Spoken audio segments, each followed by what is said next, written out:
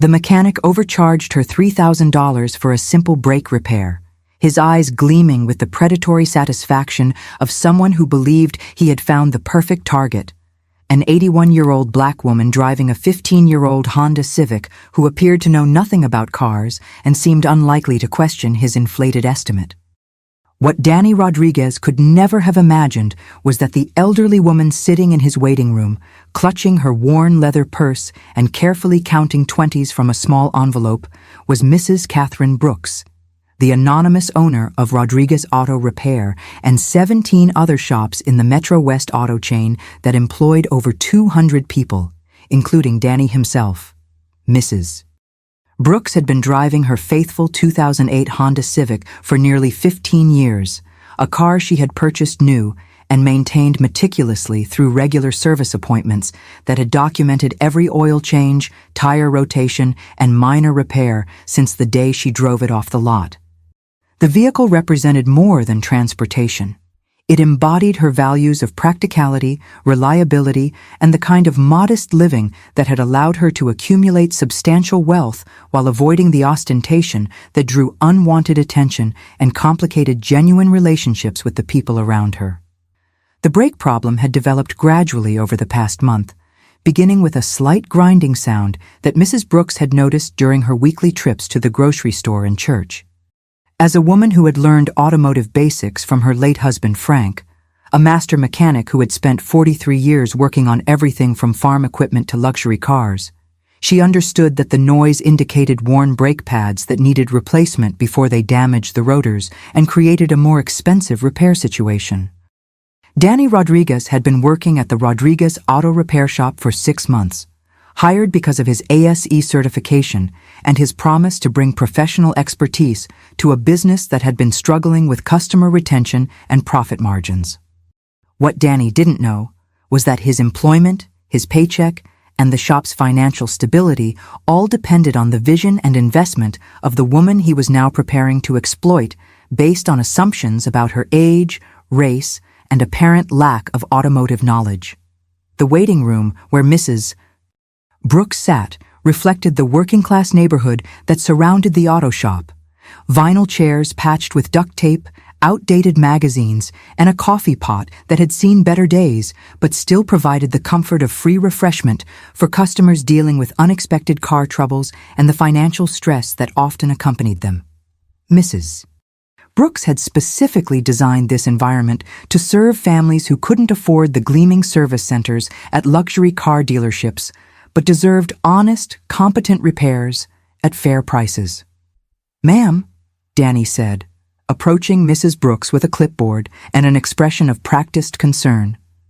"I've got some bad news about your brakes. It's worse than I initially thought. You've got damage to the rotors, the calipers are seized, and the brake lines are corroded. This is a serious safety issue that could cause a catastrophic failure if we don't address it immediately." Mrs. Brooks listened carefully to Danny's diagnosis, her expression remaining neutral despite her growing awareness that she was being presented with an assessment that bore no relationship to the actual condition of her vehicle. Her husband Frank had taught her to recognize the signs of various brake problems, and she had specifically had the car inspected by her trusted mechanic just 2 months earlier during routine maintenance that had confirmed the brake system was in good condition with minor pad wear that wouldn't require attention for at least 6 months. "Could you show me these problems?" Mrs. Brooks asked gently, her voice carrying the polite inquiry of someone seeking to understand rather than challenge. "I'd like to see the damage you're describing, and I'd appreciate an explanation of what each repair involves." Danny's response revealed both his inexperience in handling informed customers and his assumption that elderly customers would accept his diagnosis without question. "Look, lady, I know this is confusing, but trust me, I'm the professional here. Your brake system is shot, and if you drive out of here without fixing it, you're putting yourself and other people in danger. We're talking about a complete brake overhaul that's going to run about $5,000. The estimate was nearly triple what the actual repair should cost, representing the kind of predatory pricing that targeted customers based on perceived vulnerability rather than actual service needs. Mrs. Brooks had encountered similar exploitation attempts throughout her life, from door-to-door salesmen who assumed elderly women were easy marks to contractors who inflated estimates for home repairs based on assumptions about her knowledge and financial resources. What made Danny's attempt particularly egregious was that it violated every principle Mrs. Brooks had established when she created the Metro West auto chain 15 years earlier. Her investment in automotive service had been motivated by her recognition that working families, elderly customers, and women were often targeted for overcharging and unnecessary repairs by unscrupulous shops that prioritized profit over integrity and community service. Mrs. Brooks had inherited her interest in automotive mechanics from her father, James Washington, who had operated a small garage in rural Georgia during the 1940s and 1950s, serving black families who were refused service at white-owned establishments during segregation. James had taught his daughter that honest automotive repair was a form of community service that kept families safe and mobile while building trust and relationships that sustained businesses through generations of loyal customers. The Metro West auto chain had been built on principles of transparent pricing, honest diagnostics, and customer education that empowered people to make informed decisions about their vehicle maintenance. Mrs. Brooks had insisted that all shops in the chain post standard labor rates, provide detailed written estimates, and offer customers the opportunity to inspect their vehicles and ask questions about recommended repairs. As Danny continued to pressure her for an immediate decision about the expensive brake overhaul, Mrs. Brooks found herself transported back to 1967, when a mechanic in Birmingham had tried to convince her 19-year-old self that her father's carefully maintained pickup truck needed a complete engine rebuild after she brought it in for a simple tune-up. The attempt to exploit her youth and assumed ignorance had taught her valuable lessons about questioning authority and seeking second opinions when faced with unexpected and expensive repair recommendations. "Danny," Mrs. Brooks said, reading his name tag, "I appreciate your concern for my safety, but I'd like to get a second opinion before proceeding with such extensive repairs. Could you provide me with a detailed written estimate that breaks down the costs for parts and labor?" Danny's frustration was becoming visible as he realized that his attempt to create urgency and pressure an immediate sale was being met with reasonable requests for documentation and verification. His experience had taught him that elderly customers were often intimidated by technical explanations and willing to authorize expensive repairs rather than risk driving unsafe vehicles. But Mrs. Brooks' calm persistence was disrupting his usual sales approach. As Danny retreated to prepare a written estimate, Mrs. Brooks sat quietly in the waiting room and reflected on the 15-year journey that had transformed her from a widow with modest savings into the owner of the largest independent auto service chain in the metropolitan area. The decision to invest in automotive repair shops had grown out of her painful experience trying to maintain Frank's 1995 pickup truck after his death, when she had encountered a series of mechanics who either talked down to her as an elderly woman or attempted to charge her inflated prices for simple maintenance that Frank had always handled himself. Frank Brooks had been not just her husband of 47 years, but also her teacher in automotive mechanics, patiently explaining how engines worked, what different sounds meant, and how to identify honest repair shops from those that preyed on customers' lack of knowledge. During their marriage, Frank had maintained both their vehicles in the small garage behind their house, involving Mrs. Brooks in every oil change, brake adjustment, and tune-up so she would never be vulnerable to the kind of exploitation he had witnessed throughout his career in the automotive industry. The Metro West auto chain had begun with Mrs. Brooks's purchase of Rodriguez Auto Repair in 2008, when the original owner had been forced to sell due to declining health and mounting debts. She had been a customer at the shop for 3 years following Frank's death, appreciating the honest service and fair pricing that the elderly Mr. Rodriguez had provided during her transition from being a mechanic's wife to managing her own vehicle maintenance independently. Mrs. Brooks' approach to business ownership had been guided by the principles Frank had taught her about automotive service. Treat every customer's car as if it belonged to your own family. Explain problems clearly without using technical language to intimidate or confuse, and charge fair prices that reflected actual work performed rather than what the market would bear. These values had created loyal customer bases that sustained steady business growth and positive community relationships. The expansion from one shop to 17 locations had been gradual and strategic, with Mrs. Brooks purchasing struggling independent shops that served working-class neighborhoods where families depended on reliable transportation to maintain employment and access essential services. Each acquisition had been followed by comprehensive staff training, equipment upgrades, and the implementation of customer service standards that emphasized education and transparency in all repair recommendations. Danny Rodriguez had been hired at the original Rodriguez Auto Repair Shop specifically because his ASE certification and technical skills suggested he could provide the quality service that Mrs. Brooks demanded throughout her chain. However, his employment interview had focused on technical competence rather than customer service philosophy, and his 6 months on the job had revealed concerning patterns of behavior that contradicted the values Mrs. Brooks had tried to instill in all her operations. If this story is touching your heart, tell us in the comments where you're watching from. And if you're not subscribed yet, now's the time. Mrs. Brooks had been conducting unannounced visits to all her shops for the past month, following customer complaints and declining satisfaction scores that suggested some locations were not maintaining the service standards that had built the chain's reputation for integrity and fair dealing. Her visit to Rodriguez Auto Repair was part of this broader evaluation, though she had not anticipated becoming the target of exactly the kind of predatory behavior she was investigating. The irony of her situation was profound. She was being exploited by an employee whose salary she paid, in a business she owned, for services on a vehicle whose maintenance history was documented in the shop's own computer system. Danny's attempt to overcharge her represented not just personal dishonesty, but a fundamental violation of the business principles that had made his employment possible and that sustained the livelihoods of all Metro West Auto Chain employees. As Mrs. Brooks waited for Danny's written estimate, she observed the shop's operations through the large window that separated the waiting room from the service bays. She noted that the diagnostic equipment she had purchased was being used properly, that safety protocols were being followed, and that most of the technicians appeared to be performing competent work on customers' vehicles. Danny's behavior seemed to be an individual problem, rather than a systemic issue affecting the entire shop's operations. The waiting room gradually filled with other customers, including Maria Gonzalez, a single mother of 2 who worked as a night shift nurse and had brought her 2012 Toyota Camry in for what she hoped would be a minor repair to address a check engine light. Mrs.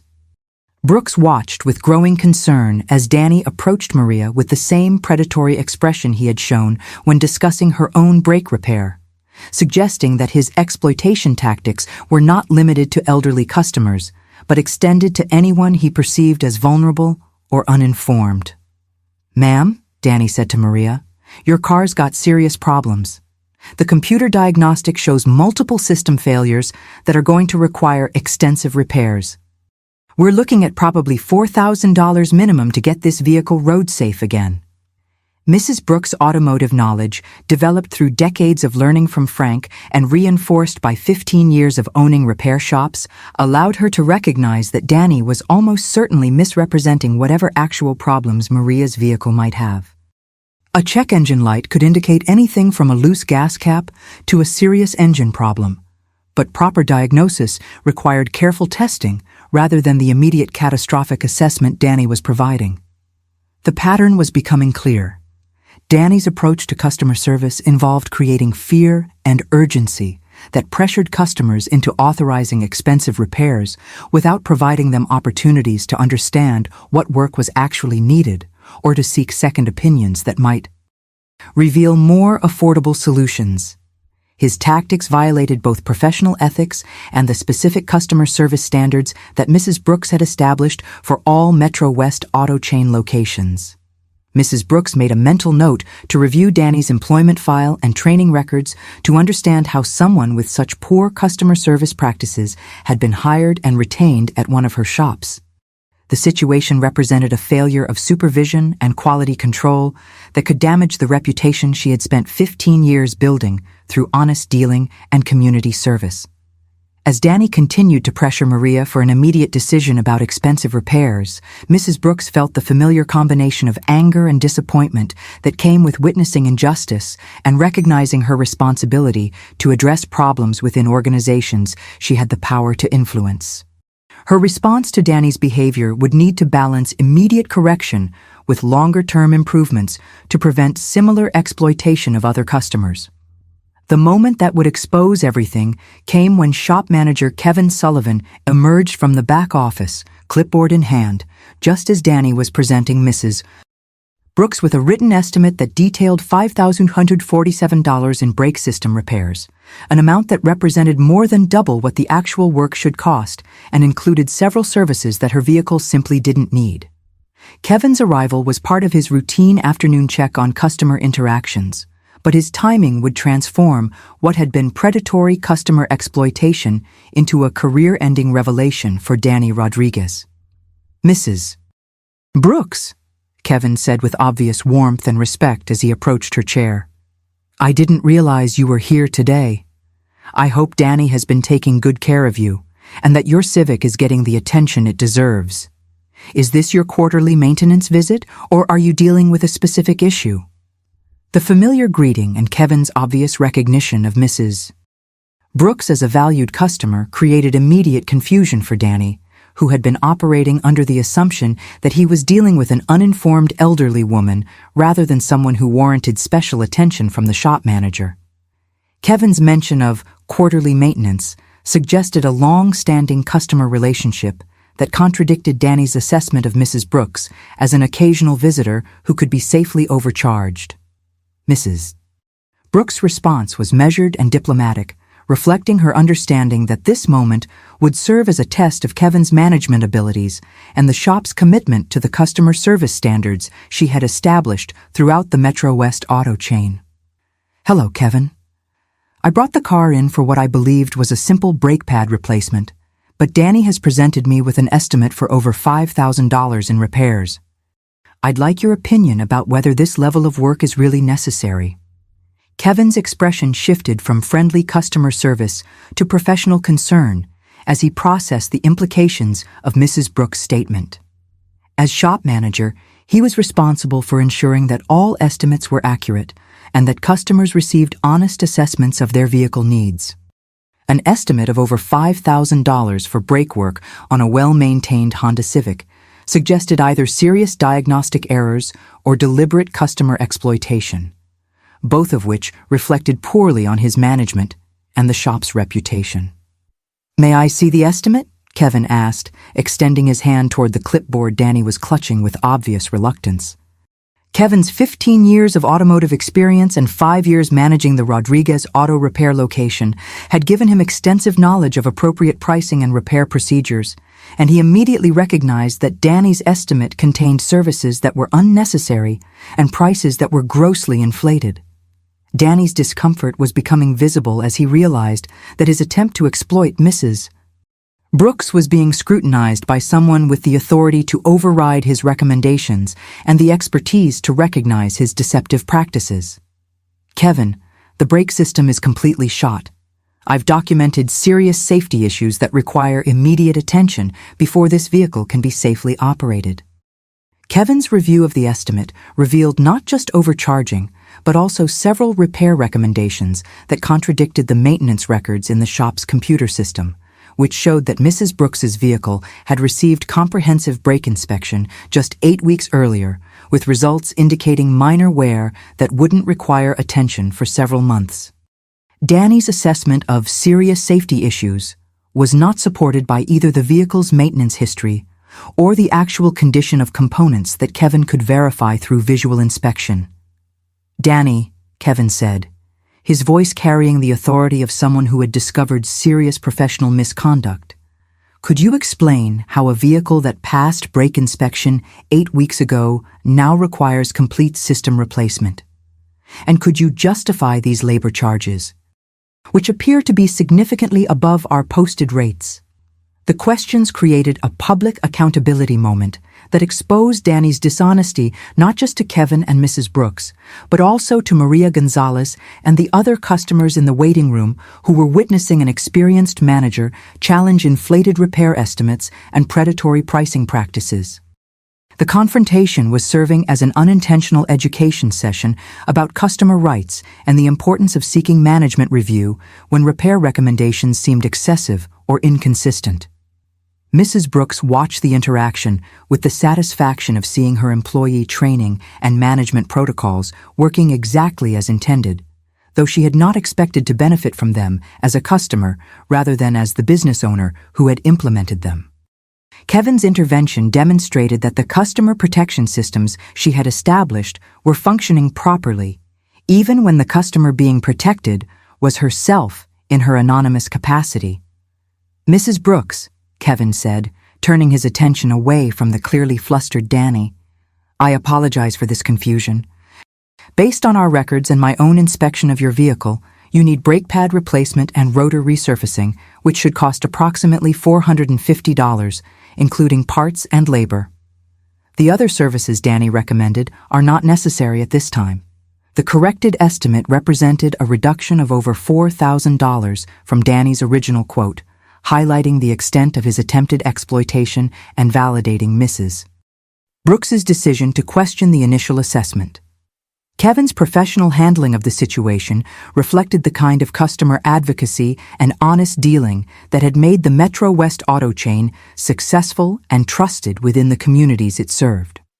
Maria Gonzalez, who had been listening to the conversation while waiting for Danny's assessment of her own vehicle, approached Kevin with growing confidence about challenging the expensive repairs she had been pressured to authorize. "Excuse me," she said. "Danny told me my car needs $4,000 in repairs for a check engine light. After hearing this conversation, I'm wondering if I should get a second opinion." Kevin's response demonstrated the customer education approach that Mrs. Brooks had mandated throughout her chain. "Absolutely, Maria. A check engine light can indicate many different issues, most of which are much less expensive than Danny's estimate suggests. Let me personally review your diagnostic results and provide you with an honest assessment of what your vehicle actually needs." The scene in the waiting room had evolved from individual customer exploitation into a broader, teachable moment about automotive service ethics, customer rights, and the importance of management oversight in preventing predatory practices. Mrs. Brooks was witnessing the successful implementation of the business values she had tried to instill, though she had not anticipated observing their effectiveness from the customer perspective. Danny's attempts to defend his estimates were becoming increasingly desperate as Kevin's knowledge and authority undermined every aspect of his deceptive sales approach. The confrontation was approaching a resolution that would likely result in serious consequences for Danny's employment, while also providing Mrs. Brooks with valuable information about the effectiveness of her management training and customer protection protocols. 2.5 years after the afternoon, when Danny Rodriguez learned that the elderly black woman he had tried to overcharge by $4,000 was actually Mrs. Catherine Brooks, the founder and owner of the entire Metro West auto chain, the company had become the region's leading advocate for automotive service transparency and customer protection, with Danny's story serving as a central example in industry training programs about ethics, honesty, and the long-term consequences of predatory business practices. The revelation of Mrs. Brooks's identity had come 30 minutes after Kevin's intervention, when she had quietly asked to speak with him privately about additional concerns regarding customer service standards throughout the Metro West auto chain. Kevin's initial confusion about how a customer would know the company's internal name had quickly given way to shock as Mrs. Brooks identified herself as the owner whose unannounced visits were part of her ongoing effort to ensure quality control and adherence to the values that had guided the chain's 15-year growth. Danny's termination had been swift and decisive, occurring the same afternoon as his attempted exploitation of Mrs. Brooks and Maria Gonzalez. However, Mrs. Brooks had insisted that his departure include opportunities for professional development and ethical education rather than simply punishment, funding his enrollment in customer service training and business ethics courses that would help him understand the broader implications of his behavior and develop more sustainable approaches to automotive service. Mrs. Brooks saved my career and taught me what integrity really means in this industry. Danny often told the classes of automotive students and service advisors who attended the Catherine Brooks Institute for Automotive Ethics, a training center that had grown out of her recognition that individual misconduct often reflected broader educational gaps rather than simple personal failings. I thought I was being smart by maximizing my sales, but I was actually destroying the trust that makes this business sustainable and meaningful. Danny's transformation from predatory service advisor to passionate advocate for customer protection had become one of the Institute's most compelling success stories, demonstrating how education and accountability could convert harmful behavior into positive change that benefited entire communities. His current position as customer advocacy coordinator for a competing automotive chain reflected both his personal growth and Mrs. Brooks' influence on industry-wide improvements in service standards. The Metro West auto chain's success had expanded far beyond Mrs. Brooks' original vision, now encompassing 23 locations that served as models for transparent pricing, customer education, and community service throughout the automotive industry. Each shop displayed the Frank Brooks Memorial Standards that honored her late husband's principles, while also serving as daily reminders to staff about the values that distinguished ethical service from exploitative practices. Mrs. Brooks's quarterly visits had evolved from anonymous quality assessments to collaborative meetings with managers and staff who shared updates about customer satisfaction, employee development, and community engagement initiatives that extended the chain's impact beyond simple automotive repair to include job training, financial literacy education, and transportation assistance for families facing economic challenges. Kevin Sullivan had been promoted to Regional Operations Manager, a position that allowed him to replicate the customer protection protocols he had demonstrated during Mrs. Brooks's visit throughout all Metro West auto chain locations. His leadership had been instrumental in developing the management training programs that ensured every supervisor understood both the technical and ethical dimensions of automotive service and their responsibility to protect customers from the kind of exploitation Danny had attempted. If this story moved you, don't stop here. Click the next one, subscribe, and share this with someone who still believes in kindness. Maria Gonzalez had become one of the Institute's most effective spokespeople, sharing her experience of nearly falling victim to unnecessary repairs and explaining how Kevin's intervention had not only saved her $4,000, but had also taught her to advocate for herself and other customers facing similar situations. Her story had been featured in consumer protection publications and had influenced legislation requiring written estimates and customer education materials for automotive repairs. The ripple effects of Mrs. Brooks's commitment to ethical business practices had extended throughout the regional automotive industry, with competing shops adopting similar transparency measures and customer protection policies to maintain competitiveness in a market where consumers had learned to expect honest dealing and fair pricing. The Brooks Standard had become synonymous with integrity and community service in automotive repair. Mrs. Brooks's legacy was being designed to continue long after her personal involvement, with sustainable business practices, comprehensive staff training, and community partnerships that would maintain the chain's commitment to customer protection and ethical service. At 84, she had begun transitioning operational responsibilities to a new generation of managers who shared her values and understood the importance of treating every customer with the respect and honesty that had built the company's reputation. When I think about that afternoon 2.5 years ago, Mrs. Brooks reflected during the company's annual ethics symposium. I remember feeling disappointed by Danny's behavior, but I also remember recognizing an opportunity to strengthen our training and oversight systems. His attempt to exploit me revealed gaps in our customer protection protocols that we were able to address before other customers were harmed. Sometimes, the most challenging situations create the best opportunities for positive change. The symposium brought together automotive professionals, consumer advocates, and community leaders to share best practices and discuss ongoing challenges in ensuring ethical service throughout the industry. Mrs. Brooks's story had become a case study in how business ownership carried responsibilities that extended beyond profit to include community service, employee development, and the kind of integrity that created sustainable success. Danny's closing remarks at the symposium captured the personal and professional transformation that had occurred through Mrs. Brooks' patient mentorship. 2.5 years ago, I thought success meant maximizing my income by taking advantage of customers who seemed vulnerable or uninformed. Mrs.